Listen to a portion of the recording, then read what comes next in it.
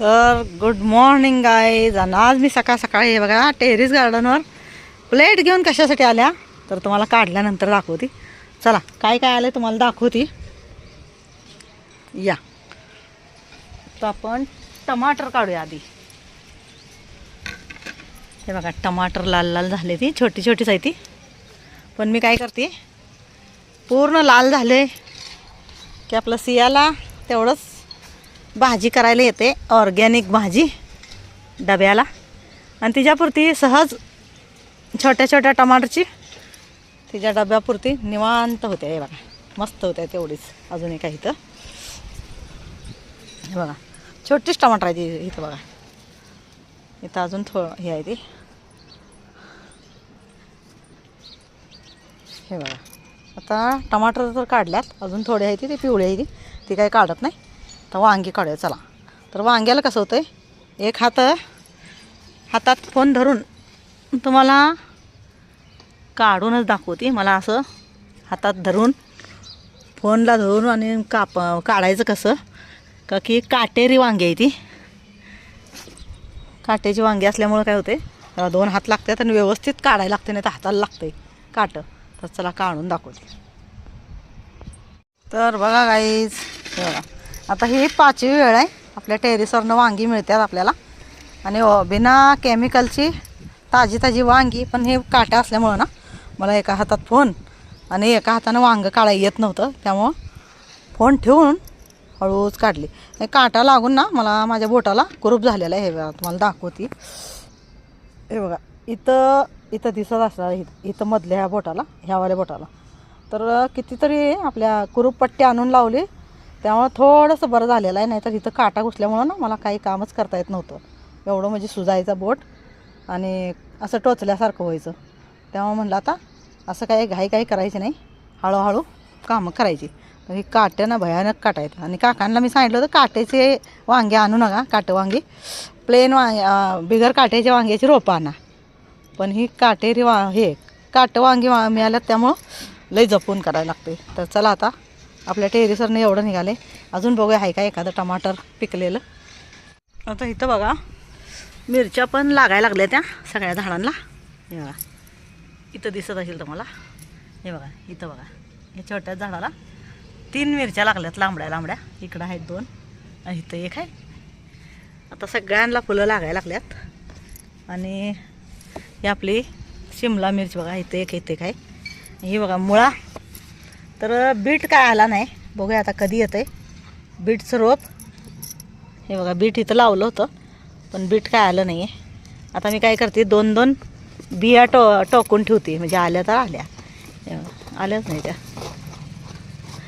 तसं का रात्री विहानला म्हणलं आपण बीट लावायला जाऊया, उठल्या म्हणायला लागला मला टेरेसवर घेऊन चल. मी नको म्हणलं, आता आधी तू अंघोळ कर खा मग जाऊया म्हणलं.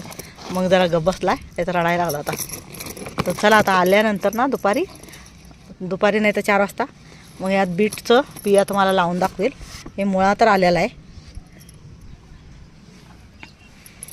हे बघा इकडं कोथिंबीर अजून छोटी छोटी आहे. आणि इकडं बघा ती लाल भाजी. एवढी रोप आली, भरपूर लावली होती पण थोडीशी झाली. पण एवढीच जर मोठी झाली ना तर आपल्याला थोडी का होईना निघत राहणार आपल्या टेरेस गार्डनवरची. आणि पालक पण अजून जरा टाकणार आहे. इकडं बघा छोटी छोटी कोथिंबीर अजून जरा लावल्या दुसऱ्या बॅगमध्ये, ग्रो बॅगमध्ये. आणि पुदिना तर किती सारा काढून नेला तुम्हाला बघितलाच. एक 8 दिवस आम्ही पुदिनाचं पाणी पित होतो आणि पोरं पाणीपुरी करून खात होती, चाट मसाला शेवपुरी खात होती. तर असं पाणी करून ठेवलं ना तर 8 दिवस आपल्याला मन सोबतं शेवपुरी पाणीपुरी खाता येते. पुऱ्या आणल्या, शेव आणली, झालं काम. पाणी तयार करून ठेवलेलं असल्यामुळं. तर चला आता तुम्हाला इथं आहे का बघूया. हां हाय बघा इथं एक निघालं छोटंसं. तसं तर मी बाजारातनं 3 किलो टमाटर आणल्यात. कशासाठी ते तुम्हाला सांगते मी. म्हणलं सॉस करून बघायचा घरी, त्यामुळं 3 किलो टमाटर आणलेत. इथं बघा इथं पण मिरच्या लागायला लागल्यात. हे बघा या छोट्या छोट्या झाडांना आता मिरच्या. हे बघा इकडं मला दिसत नाही उन्हामुळं. तर असं चालू असतं माझं काय ना काय. आता इकडं पण पुदिना आला आहे. तर आता ती पण थोडासा नेणार आहे, पण आज नाही नेत, आज जरा भरपूर दुसरी कामं आहेत. आणि इकडं कांड्या बघा आपल्या एक्स्ट्रा कांड्या साईडला पसरल्या होत्या ना, तर मी काय केलं, अशा कट करून आणून हातच्यासात पाण्यात मातीत रोवून टाकल्या, तर आल्यात फुटून. आता बघूया, चांगल्या आलं तर ठीकच आहे, नाही तर मग पावसाळ्यात लावायच्या. पावसाळ्यात लावल्या ना कांडी कुठलीही असू द्या फुटून येत असत्या, त्यामुळे जास्त करून कांड्या पावसाळ्यातच सगळी लावतात. चला आता जाऊया खाली, आता जास्त वेळ थांबत नाही. हे दळून आणायचं आहे, तांदळाचं पीठ जरा आणायचं आहे, आणि हे गहू आणायचं आहे. काल गहू 20 किलो निवडून ठेवलं.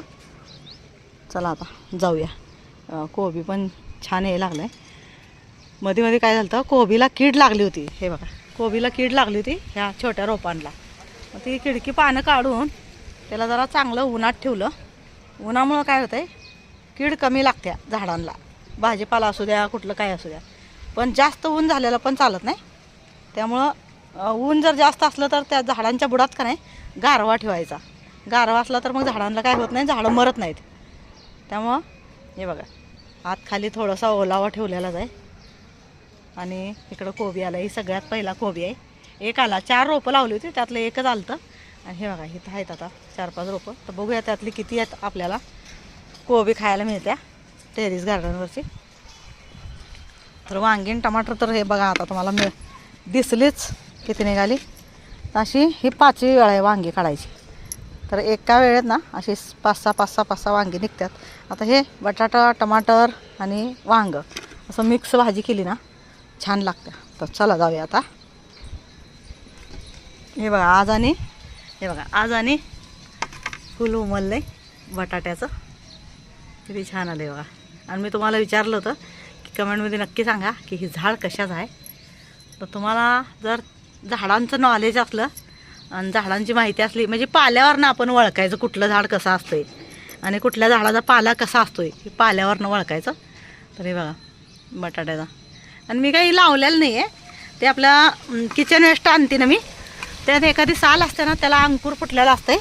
आणि मग ते अंकुर फुटलेली जी साल असते आपण काढून टाकतो आहे बघा बटाटा चिरताना. तर ते किचन वेस्टमध्ये येताना नाही फुटून आलेलं आहे. तर असे 2-3 झाडं आल्या, त्या इथं पण आले, मला दाखवते आता. हे बघा गुलाबची फुलं पण छान छान लागायला आलं. हे बघा इथं पण बटाटा झाले, हे पण असं झालं किचन वेस्टमध्ये. हे बघा याला पण आता लागते. तर झाडांमुळं काय होतं आहे, फुलं पण कळतात आपल्याला की झाडाला फुल, ह्या झाडाला फुल लागते का नाही. मला तर आल्याला फुल येतं हे पण माहीत नव्हतं, पण आल्याला फुल पण बघितलं मी, आल्याचं फुल पण बघितलं, आता बटाट्याचं फुल पण बघितलं. हे बघा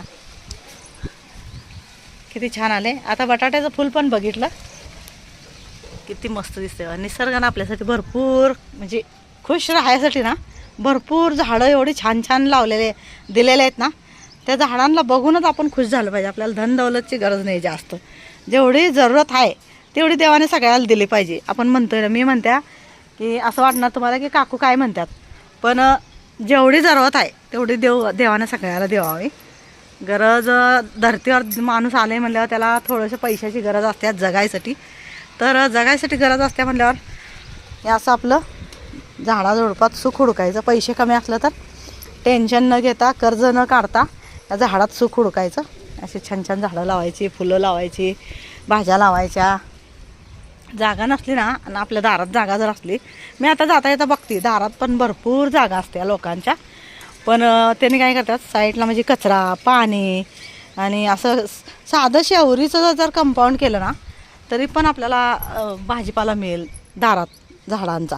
काय भाजीपाला पण मिळेल, फळं पण मिळतील, केळीची झाडं पण लागतील, सगळं येईल. पण लावलं पाहिजे आपल्या दारात, अंगणात शोभा पण येत्या झाडांमुळं. आणि हे बघा किती छान आले, आपल्या अंगणात शोभा पण येत्या झाडामुळं, आणि आपल्याला आपल्या झाडांची फळं पण खायला मिळतात. तर असं म्हणजे दारात जर जागा असली थोडीशी ना, गरीब असू द्या श्रीमंत लोक तर लावतातच, हे सगळ्यांना माहीतच आहे. त्यांना हाऊस असते झाडांची, आणि त्यांनी त्यामुळं मोठी जागा पण घेतात आणि झाडं पण लावतात. पण गरिबांना जागा जर आपले आईवडिलांनी घेऊन ठेवलेली असली तर त्या त्या जागेचा उपयोग ना आपण करत नाही. असे छान छान झाडं लावायला, असं निसर्गाचा आनंद घ्यायसाठी आपण लावत नाही. आपण जास्त काय करतोय, तर आपण जास्त आज कुणाच्यात काय आहे, उद्या कुणाच्यात काय आहे, परवा कुणाच्यात काय आहे, ह्या गोष्टी आपण जास्त लक्षात ठेवतो आणि आपल्या अंगणात स्वच्छता ठेवत नाही, आपल्या घरात स्वच्छता ठेवत नाही. त्यामुळं लक्ष्मीला हे होतं आहे, लक्ष्मी नाराज होऊन जाते. काय म्हणते, इथं घाण लय आहे, इथं कचरा लय आहे, मी कशी राहू. तर लक्ष्मीला जर प्रसन्न करायचं असलं ना तर आपण स्वच्छता ठेवायची. आपली वेळ थोडीशी आपल्या घराला, आपल्या घरातल्या माणसांना, आपल्या मुलाबाळांना कसं चांगलं ठेवेल, कसं 4 माणसात आपल्याला ताट मानेनं जगता येईल, तर ते प्रयत्न करायचा. आणि तसा प्रयत्न करून ना आपण आपल्या जास्त वेळ आपला इकडं तिकडं न घालवता आपल्या अंगण स्वच्छ करायचं, आपलं घर स्वच्छ करायचं आणि लक्ष्मीला आपल्याकडं बोलवायचं. तर कष्ट पण करत राहायचं, म्हणजे काम पण करत राहायचं. फक्त जर झाडं आणि घरच बघत राहिलं तर असं पण होत नाही. एखाद्या गरिबांना काम करणं मजबुरी असत्या की दोघांना पण आईवडिलांना जायला लागत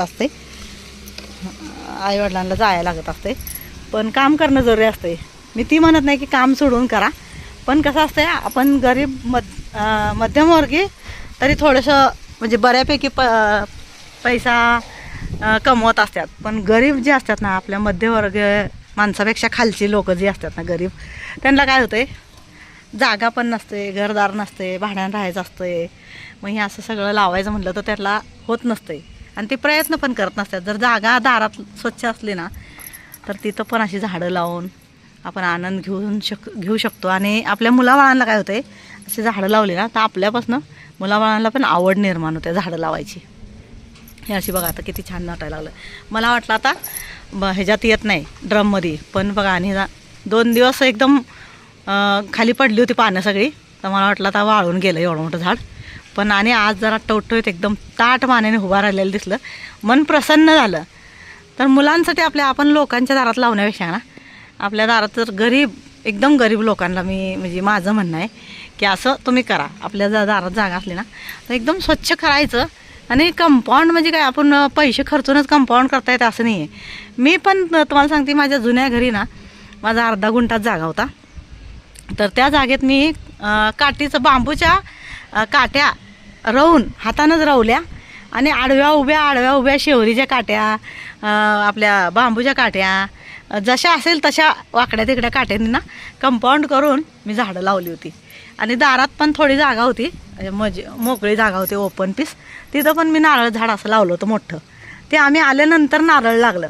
आणि मग आम्ही घर विकल्यानंतर त्यांनी काय केलं, ज्यांना विकलं ना त्यांनी आम्हाला 5-6 नारळ आणून दिली. पहिलं फळ आमच्या झाडाचं ना आणून दिले, आवराजून आणून दिले घरी. तर असं हे असतंय बघा, म्हणजे लावलं पण फळ खायला मिळालं नाही असं नाही झालं. त्यांनी आम्हाला थोडं का ना फळ आणून दिलं पहिलं, आणि आता ते आनंद घेतात त्या फळांचा. तर असं आपण पण खायचं आणि आपल्यामुळं दुसऱ्याला जर मिळत असली फळं खायला, तर पहिलं तर प्रयत्न काय करायचा, न फळ मिळायची आशा करायची, फक्त कष्ट करायचं, फळ आपोआप देव देतोय. तर असं छोटासा प्रयत्न करायचं गरिबांनी. आणि आपल्या लेकरांसाठी ना आपण आपल्या अंगणातच अशी झाडं लावायची छान छान आणि त्यांना कंपाऊंड करून द्यायचं. आणि आतल्या आत कंपाऊंड पण होतं आहे आणि आतल्या आत मुलांना झाडांच्या सावलीला बसता पण येतं आहे. आपण जर कामाला गेलो, इकडं तिकडं गेलो, तर आपल्या मुलांना लोकांच्या दारात जायला लागत नाही. लोक ठिसबीस करतात, चांगलं वाटत नाही, जीवाला लागतं, मग वाईट वाटतं. मग मुलं काय करतात, मग कुणी तर रागवलं, घरात मन नाही लागलं तर मग मुलं भटकतात. आणि मुलं भटकले नाही पाहिजे. ते मुलं कसं आहे, मुलं आहे तर आपलं जीवन आहे. आणि आपण एवढं कष्ट करून मुलांना वाढवत असतो, त्यांच्यासाठी आपण रात दिवस कामाला जात असतो, तर आपल्याला मुलांसाठी थोडासा प्रयत्न करायचा. अंगणात अशी झाडं लावून द्यायची, कडनी शेवरी लावायची. आणि शेवरीला जपूस तर तिकडं त्या साईडनं जी मोकळी जागा असते ना बाहेरनं रोडच्या साईडनं, कडने आपली भरपूर पोते असतात आपल्या घरात धान्याची, ह्याची त्याची. नसली तर जुन्या साड्या लावायच्या आणि कडन साडी बांधून घ्यायची.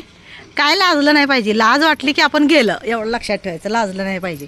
मी तर लई प्रयत्न करायची, झाडं तोडायचं, शेणकूट आणायचं, शेण गोळा करायचं, काटे आणून झाडांना काटे पण आणून तोडून साईडनं काटा अशी कट करून अशी लांबडी काट्याची झाडं उभा करायचं. आणि मग त्यालाच काट्याच्या फांद्या जे असतात ना ते कट करायच्या आणि आडव्या उभ्या बांधून असं कंपाऊंड करून घ्यायची. लई गुप्पा पण केला ना तर बाहेर जातोय, रस्त्याच्या बाहेर जातोय आणि मग लोकांना पण त्रास होतोय. आणि मुलं बाळं पडली लागलं तर मग तसं न करता का नाही, काटं न लावता आपण अशाच काट्या, शेवरीच्या काट्या या बांबूच्या काट्या नसल्या तर 1-2-3 मिळाल्या, 1-4-5 मिळाल्या तरी बस आहे. कळणी मोठे मोठे उभा करून घ्यायच्या आणि त्याला आपली साडी बांधली आणि आपलं कंपाऊंड केलं आणि त्यानंतर आतनं शेवरी लावून घ्यायची. साडीच्या आतनं आपल्या घराची जी जागा आहे, आपली जी दारातली जागा आहे आपलीवाली स्वतःची आपल्या नावावरची, तिथं आपली बाहेरनं साडी लावायची आणि कडं आतनं शेवरी लावून घ्यायची. वळीनं अशी शेवरी लावली का नाही तर अशी चारी बाजूनं इतकं मस्त कंपाऊंड होतं आहे. आणि त्याच शेवरीचे काट्या घेऊन नंतर मोठं झाल्यावर वरणावरनं जे आपण कट करतो ना त्याच शेवरीच्या काट्या घेऊन आपण गेट तयार करायचं. एका साईडला गेट तयार करायचं, आडवं उभं घालून गेट तयार करायचं आणि तारेनं गेट बांधायचं. म्हणजे असं गेट पण खुलतं आहे आणि आपल्याला जाता येता लावून जाता येते आणि आपली मुलं आतल्या सावलीला, झाडाच्या सावलीला खेळतात पण.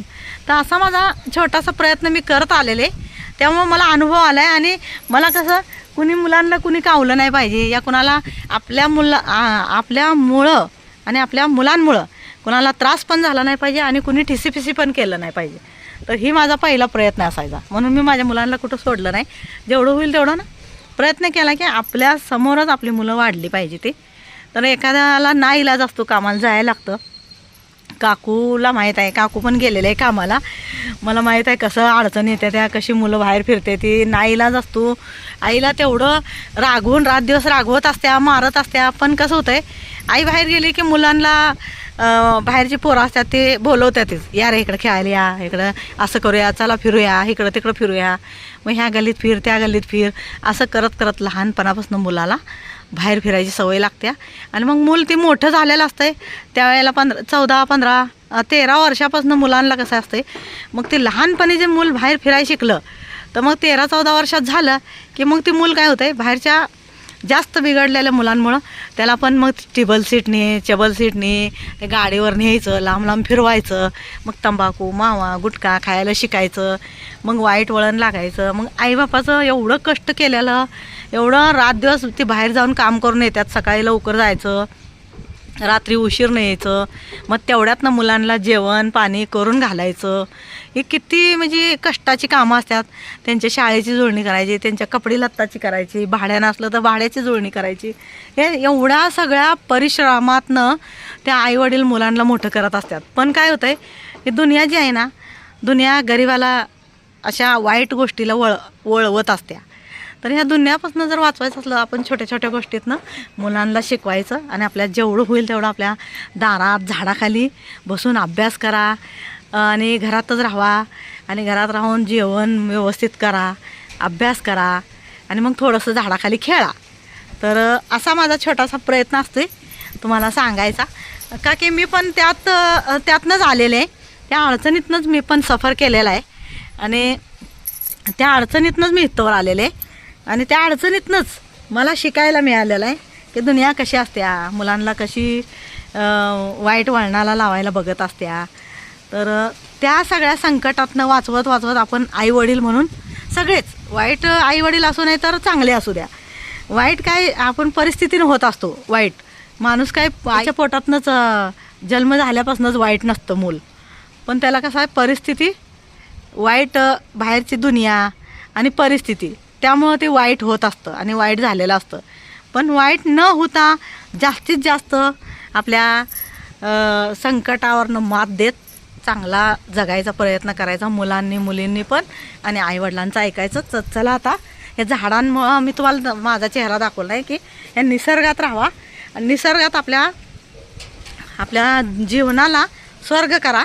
आईवडील जर कामाला जात असली तर आईवडिलांना मदत करा, घरातली कामं करा, झाडलोट करा, अंगण स्वच्छ करा, झाडं लावा, झाडांच्या सावलीत बसा, तिथं निवडानिवडी करा, तिथं अभ्यास करा, तिथं थोडंसं खेळा, तिथे एकदम छान रमायला. ही जी बगीचा असतो ना, ही जे झाडं आहेत ना आपल्याला दिलेलं देवानं, ह्यात रमायसारख्या भरपूर म्हणजे गोष्टी आहेत. त्या काम करत रमता येते, खेळत रमता येते, बाहेर न जाता, टेन्शन न घेता. तर ही असं निसर्ग आहे ना, हे ना आपण एवढं खुश राहू शकतो. ही एवढी भारी धन दौलत आहे ना, आपल्याला बाहेरच्या दुनियात बहकायचं नाही आहे, बाहेरच्या दुनियेत बघून वाईट शिकायचं नाही आहे आणि वाईट शिकून वाईट पैसा कमवायचा नाही आहे. जेवढं होईल तेवढं थोडंसं पैसा असू द्या, समाधानाने जगायचं. मुलामुलींना सांगते मी. आणि आईवडिलांना त्रास देऊ नका, आणि छान छान गोष्टी करा. असं शिका, काहीतरी टेरिस गार्डन शिका, दारात अंगणात झाडं लावायला शिका, कंपाऊंड करायला शिका. काट्याकुट्यातनंच करायचं, पैसे लागत नाही काट्याकुट्यानं. मी आता तुम्हाला सांगते, हे जे जळण आहे, मी ह्या जळणातलं पण लांबड्या काट्या घेऊन मी अशी कंपाऊंड करायची.